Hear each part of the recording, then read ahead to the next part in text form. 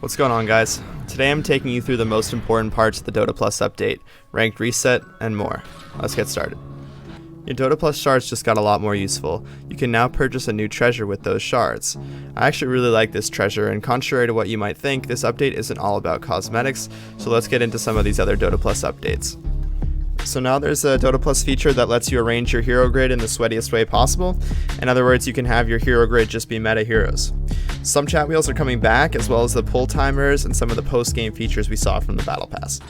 So this one's kind of wholesome. Everyone can earn shards now, and not just Dota Plus members, so if you're familiar with the concept of leveling up your Battle Pass without having it, this is the same thing. You can reach level 5 on your hero without Dota Plus, you can tip shards, earn weekly shards, and even get exclusive sets from the Shard Shop, which I guess is the new name for the Dota Plus shop. But honestly, all we really care about is that the number of players allowed to be avoided has gone from 16 to the new 25.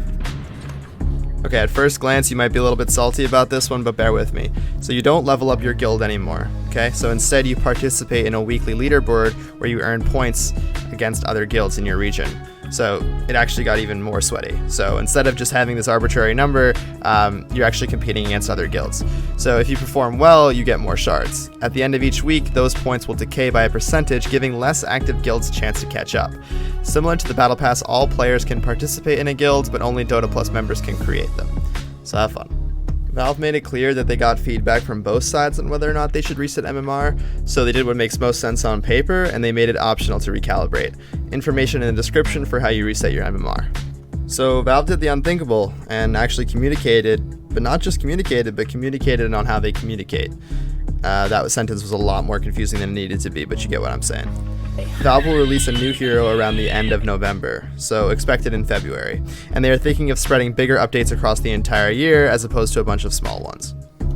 Player behavior and toxicity has been a thing in our game since forever, pretty much. Yeah, it's a thing in other games, but no other game makes you question humanity like Dota does. They say they've updated their Smurf detection and began to separate new accounts from entering the pool of normal players. So, instead of having your first game be against Arteezy, it'll be against someone like you. Smurf accounts are more likely to play with other Smurfs, so I think that's been a thing for a while though, so we'll see how that goes. New accounts will reach their true MMR faster now, and they've banned up to 14,000 boosting accounts. So, news like that never gets old. People getting their account banned is just really satisfying. They're working on an Overwatch system similar to CSGO to catch game ruiners, but they can't shed any more light on it right now.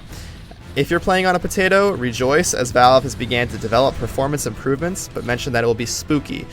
So the question lies, should we expect Dire Tide? If you don't know what Dire Tide is, it was a super fun game mode that people enjoyed that Valve took away for no reason. So I'll see you guys later. I only ask you for one thing, which is to not play all your ranked matches in one day if you choose to reset your MMR. That is never the play.